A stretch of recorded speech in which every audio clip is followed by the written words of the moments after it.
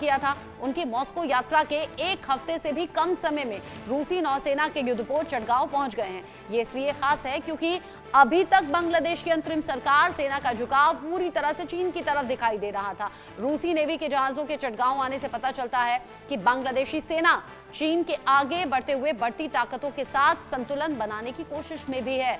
चटगांव बंदरगाह पहुंचे रूसी जहाज रिचकी, hero of the Russian federation, Aldar और पेंचगा हैं। इन जहाजों ने 4 दिन के लिए बांग्लादेश की समुद्री सीमा में एंट्री ली है। चटगांव पहुंचने पर बांग्लादेशी नौसेना के जहाज बीएनएस खालिद बिन वालिद ने रूसी युद्धपोतों का स्वागत किया। आपको बता दें कि ये बांग्लादेश का चीन पर अपनी निर्भरता को कम करने के लिए सैन्य साझेदारी में विविधता लाने का प्रयास है। दूसरी ओर रूस की सेना की म्यांमार में पहले ही मौजूदगी है। अब वो बांग्लादेश में व्यापक उपस्थिति तलाश रही है। इससे उसका पूरे क्षेत्र में प्रभाव बढ़ेगा। यानी पिछले दिनों चीन के दौरे पर मोहम्मद यूनुस का जाना, उसके बाद तेवर अलग तरीके से दिखाना और अब चीन के प्रभाव को कम करते हुए रूस की तरफ हाथ आगे बढ़ाना। प्रोफेसर मनोज, इसे आप कैसे देख रहे हैं? और साथ ही साथ मुझे मेंशन भी कीजिएगा, अगर बांग्लादेशी सेना अब अराकान आर्मी के साथ जा रही है और अमेरिका पहले से सपोर्ट कर रहा है, तो क्या एक ये भी साइकोलॉजिकल प्रेशर है क्या कि अमेरिका साथ में जा रहा है तो बांग्लादेश को जाना ही होगा? और साथ ही ये रूस के साथ जो बढ़ते हुए कदम है, इसे आप कैसे देख रहे हैं? देखिए रचना जी, बांग्लादेश का जो क्राइसिस है वो आज के डेट में बहुत बुरी तरीके से फंस चुका है, घिर चुका है। क्योंकि देखिए वहां पे जिस प्रकार से शुरू में जमात ने जिस प्रकार से पाकिस्तान के फंडामेंटलिस्ट को लेके अप्रोच किया और आज यूनिस ने जिस तरीके से इसके पहले की जो बाइडेन सरकार थी बैठाई, वो एजेंडे में सफल नहीं हो पाए क्योंकि ट्रम्प सरकार आ गई। और आज अभी देखिए चाइना में जब वहां गए, उनको वहां से सपोर्ट जो चाहते थे नहीं मिला और चाइना आज बुरी तरीके से वर्ल्ड के खास करके जो इकोनॉमिक जो उसका एक्सपेंशन है वो कहीं ना कहीं जिस तरीके से डे बाई डे वीक होते जा रहा है, तो चाइना आने वाले समय में और उसकी स्थिति खराब होगी। जिसमें ट्रंप ने जिस प्रकार से टैरिफ नीति लेके आ रहे हैं और जिस प्रकार से चारों तरफ से घेर रहे हैं। अब रही बात कि उसके बाद से जो बांग्लादेश की जो आर्मी जो सेना प्रमुख थे वो रसिया गए हुए थे और नो डाउट देखिए रसिया भारत का एक नेचुरल एलाई है। तो इस चीज को भी ध्यान से देखना होगा कि आज रसिया का जब वहां पे जहाज वहां पहुंच रहा है तो ऑब्वियसली इसमें भारत की भी कहीं ना कहीं से भूमिका रही हुई, क्योंकि कभी भी रसिया या भारत कभी भी नहीं चाहेगा कि यहाँ पे चाइना का इंटरफेरेंस इस एरिया में बढ़े।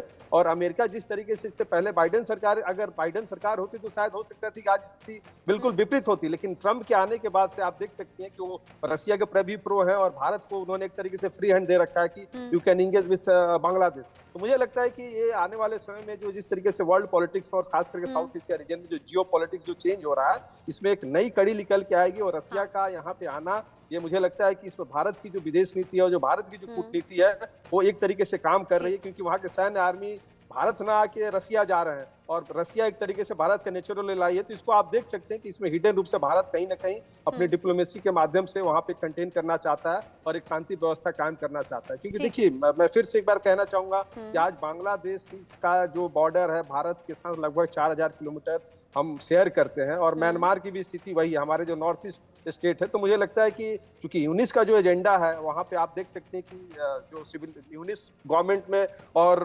बांग्लादेश आर्मी में एक तरीके का कन्फ्लिक्ट भी है जो देखने को मिला। तो मुझे लगता है कि आज आने वाले समय में जिस प्रकार की गतिविधियां बढ़ रही हैं, ये फिर से एक नया टर्नअप होगा साउथ एशिया रीजन में और भारत की जो विदेश नीति है वो कहीं ना कहीं एक पॉजिटिव रोल प्ले करेगी इसमें। जी रचना जी, आप कह रहे हैं कि भारत की जो स्ट्रेटेजी है वो पॉजिटिवली आगे बढ़ी है और काम कर रही है। प्रशांता कुमार जी, क्या बांग्लादेश की पाकिस्तान से नजदीकी और चीन से नजदीकी, जिस पर पिछले कुछ दिन से लगातार मोहम्मद यूनुस को क्रिटिसाइज किया जा रहा था, क्या ये मौके की नजाकत समझते हुए मोहम्मद यूनुस ने पलटी मारी है, यू टर्न लिया है अपने फैसलों से? ये तो बहुत बढ़िया फ्रॉम बांग्लादेश का न्यू गवर्नमेंट का लिए बहुत बढ़िया चैलेंज है। यू नो दैट ये तो वर्ल्ड डायमीटर है साउथ एशिया का शक्ति का लिए, आपका फ्रॉम यूएसए का जाएगा और चाइना के जाएगा और other the belt Russian belt का जाएगा। So there is a power game होता हो अंदर में from Bangladesh and not from Bangladesh, ये होता हो from Bay of Bengal। ये आप जानता है फ्रॉम म्यांमार का क्या खतरनाक अवस्था है।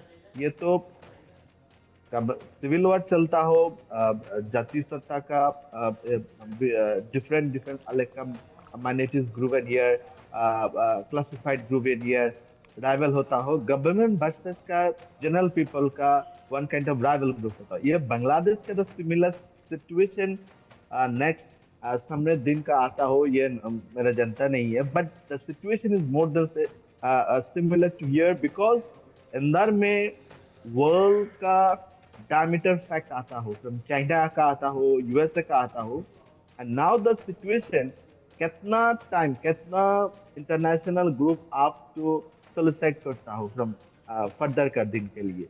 So that is a very big challenge for from Bangladesh, the present time. What is your strategic rules? Who is your strategic partner? And how you can mobilize the next decade? Because ये तो position है, turnover the position है, ये तो Bay of Bengal होता है, brother. ये Bay of Bengal is a very hub of economy. The next Indo-Pacific strategically ये Bay of Bengal है, अंदर है, तमाम दुनिया का ये बढ़िया बड़ा mega project. So this is a where what Bangladesh can do the next time. So this is the question for everyone. Bangladesh में जो हालात बिगड़ रहे हैं प्रोफेसर मनोज, अब मोहम्मद यूनुस के ये जो बदले हुए तेवर हैं, बदले हुए फैसले हैं, बदली हुई दिशाएं हैं, क्या बांग्लादेश के लिहाज से इसे पॉजिटिव समझें? देखिए रचना जी, एक चीज समझना होगा कि आज भी अमेरिका पूरे वर्ल्ड को कंट्रोल करता है, इससे कोई इग्नोर नहीं कर सकता है. और जिस प्रकार से अभी आप आज मुझे लगता है कि जो अभी अमेरिका का जो इंटरफेरेंस है म्यांमार को लेकर और बांग्लादेश को जिस तरीके से मदद करने की बात कर रहा है, क्योंकि देखिए चाइना का बहुत ही ज़्यादा इन्वॉल्वमेंट म्यांमार में हो गया था, और अमेरिका आज उस खोई हुई लीगेसी को फिर से वापस करना चाहता है इसके माध्यम से, बांग्लादेश के माध्यम से. क्योंकि अभी हो सकता है कि जो अमेरिकन डिप्लोमेट्स हैं, जो कुछ फॉरेन जो उनके अधिकारी हैं, वो बांग्लादेश पहुंचने वाले हैं, 1-2 दिन में शायद पहुंचेंगे, क्योंकि इसके पहले कुछ न्यूज़ आए थे इससे रिलेटेड.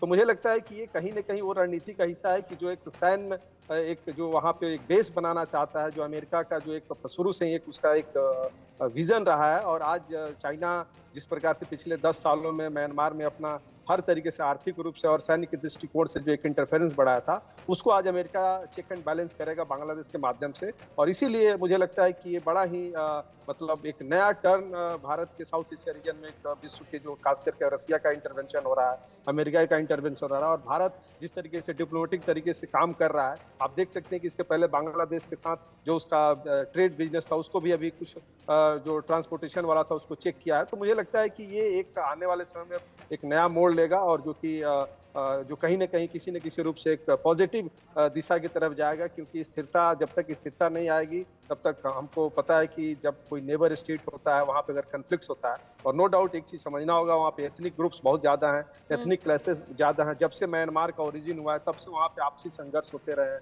गृह युद्ध का हमेशा स्थिति बना रहता है. अगर इलेक्टेड गवर्नमेंट चुन के आती है, उसको भी फिर सेना वहाँ से हटाती है. तो इन सब चीज़ों को अगर हम देखा जाए तो अमेरिका का एक शुरू से रहा है कि डेमोक्रेसी के नाम पे, लोकतंत्र स्थापित करने के नाम पे वो इंटरवेन करता है. और ऑब्वियस उसके पीछे का जो हिडन एजेंडा हम सब जानते हैं, जो एक तरीके से अपना हेजेमनी को मेंटेन रखना चाहता है इस एरिया में. जी रचना जी. अच्छा, एक बात और है प्रशांता कुमार जी, अगर चीन के साथ में नजदीकियां बढ़ रही थी और पिछले दिनों तो लगातार सीधा ये कहा जा रहा था कि भाई बांग्लादेश पाकिस्तान के नजदीक आ रहा है और पाकिस्तान और बांग्लादेश मिलकर चीन की गोद में बैठ गए हैं, या ये कहिए कठपुतली बन गए हैं. अब जिस तरीके से बांग्लादेश में चीजें बदल रही हैं, क्या ये चीन को नाराज कर देने वाला नहीं होगा? और बांग्लादेश के लिहाज से ये मोहम्मद यूनुस क्या सोच कर ये कदम उठा रहे होंगे? आप जानता हो फ्रॉम चाइना इन्वेस्ट का पाकिस्तान है कहाँ है, गद्वार या पोर्ट का होता है, एंड सेवरल ब्रांच तो फ्रॉम पाकिस्तान होता है. ये तो चाइना तो भैया, चाइना तो लोन ये बिना सत्य का लोन मांगना है. ये तो प्रोजेक्ट है called VRI project, that is one belt one road initiative. ये तो प्रोजेक्ट है डेवलपमेंट का, तो सामने रहता है, अंदर में तो देवलिया का प्रोजेक्ट होता है, अंदर तो लोन प्रोजेक्ट होता है. तो मेरा भावना क्या है, आप जानता हो, तो वर्ल्ड में जानता हो, जब China project is now in invalid the present time, Pakistan is not working for the China's project. Now ये तो कन्फ्लिक्ट होता हो, चाइना प्रोजेक्ट में totally corrupt here from in China.